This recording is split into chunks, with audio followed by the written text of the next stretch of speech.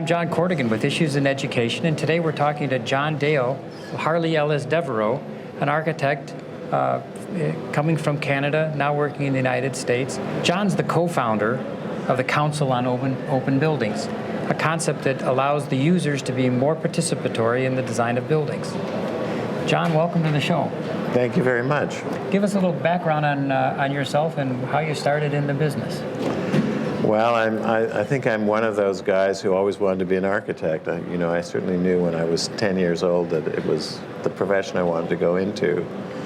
I came from a background of, my father's an art historian, but he taught me how to look at buildings of all ages and character.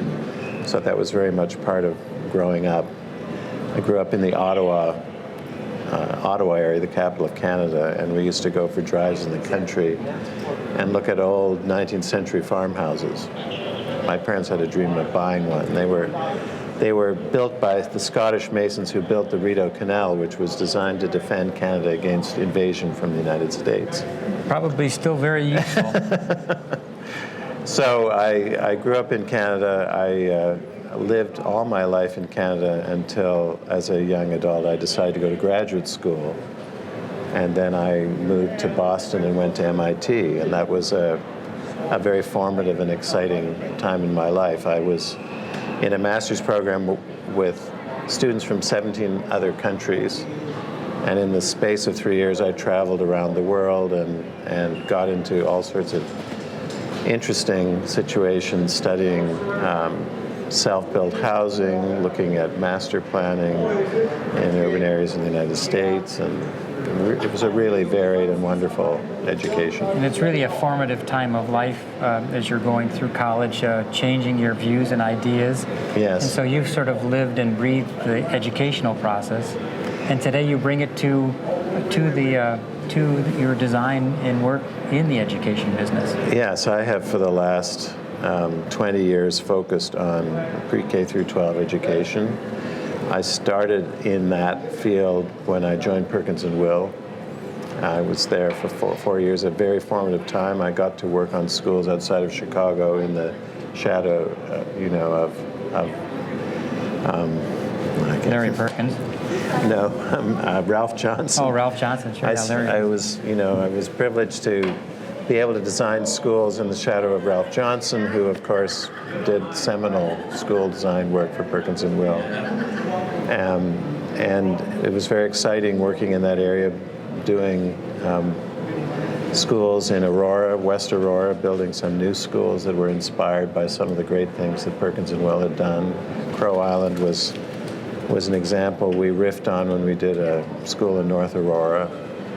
We took it one step further. We took it from being the individual classrooms, a building block, to a cluster of these L-shaped classrooms, but with gardens and with the kind of special characteristics that he had created, or that Perkins & Will had created. I'm friends with Gaylord Christopher. And well, Gaylord is who hired me. Who also worked on those projects, and I know him well. So you're from Cordogan, Clark? I am. Okay, so now I know exactly who you are. Yes, I was there in the background working. For sure, yeah, very interesting building. Yes, very interesting projects. Yeah. So how do you incorporate the open building concept into your educational design? Well, this has been a recent revelation. My mentor and advisor at MIT was this Dutch architect who, after the Second World War, decided that housing needed to be more participatory and more flexible and adaptable for change, because families grow and they evolve and they have different needs over time. So he developed a theory and a methodology for approaching design in a more strategic and open-ended way. About 5 years ago, I reconnected with John. This man was John Habraken, and I reconnected with him because he was writing a book and he wanted to use some of my drawings from MIT days. Nice. And so we got together at a conference in Switzerland, and the conference was about open building. And I had remembered something about it from my days studying with John, but I hadn't had a chance to kind of follow through with it. And it was kind of a revelation to see people from all over the world talking about projects in housing and education and healthcare and even urban design, really practicing these principles. Shortly after that, I won a very interesting commission in collaboration with Moore Rubel Udell to do a major new building for Santa Monica High School. How exciting. In Santa Monica, California. $100+ million multi-purpose education building that was going to transform their campus. And when we went to interview them and talk to them, we realized that they had a general idea of what they wanted this building to be, but not a detailed idea. So it wasn't really fully programmed. And my reaction was sort of on the spot. I said, well, I think you need a loft building. And they said, yes, that's what we need. And it became a major opportunity to test the ideas of open building in an education setting. So that's what we've been doing. We developed a series of strategies to bring this to realization, and this building is now under construction. So we're very excited. My colleague, James O'Connor from Moore Rubel Udell, and I were just presenting this at the conference, and we're really looking forward to seeing how the results come out. I think the uses and the attitude of that building will evolve as soon as it opens, and that's what our intention is. How do you think it will reflect in the pedagogy in the school? Well, they're certainly moving to a lot more project-based learning, so they're doing as much work inside the classroom as outside the classroom. And when we started to design the building, they said, well, really, we just want a lot of 1,200 square foot classrooms with 40 kids each of them. And so we said, are you sure? Is that really what you want?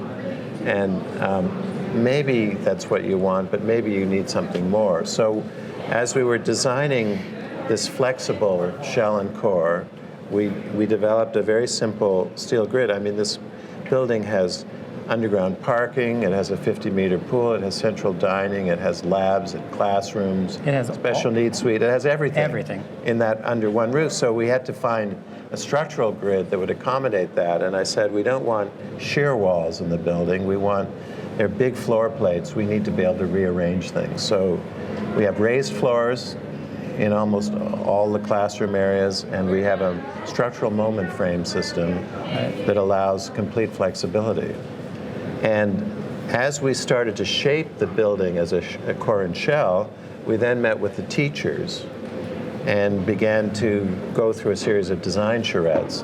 And they were able to sort of respond to this footprint and start to imagine different scenarios for arranging spaces, learning spaces, which is exactly what we wanted.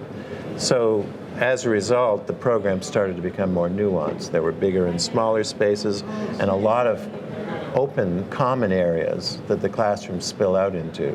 So there are no corridors on the floors. It's very open, but not wide open. There are a lot of contained spaces, but there's a lot of fluidity and ability to open and close. It sounds like it'll accommodate the changing framework that schools are today. Yes. We aren't teaching the same way we used to. That's right. And kids aren't learning anywhere near the same way we used to. That's right, and in a few years they'll probably be doing something different. Far different. And I remember as a student, I had a homework assignment. I went home and did it if I was diligent at the time I wasn't.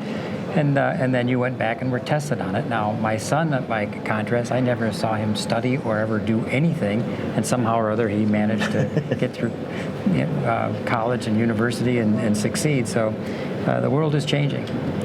Exactly, the world is changing, and we need to accommodate it. And we need, also from a kind of resilience point of view, an environmental point of view, we build buildings which, even if we don't intend them to, last 100 years. And if they're going to last 100 years, they can't be fixed for all time. Yeah. What happens is we wait, we have a lot of money, we spend a lot of money, we do a beautiful moment in time, and then it starts to become obsolete very quickly. Yes. But we have to wait 30 years before we can fix it. Or more sometimes. So what if we designed buildings that could be tweaked and changed almost continuously? Imagine that. Imagine that we just knew that was a fact of life, and we strategically designed our buildings to allow that to happen. How does that fit in with sustainability and in its future use?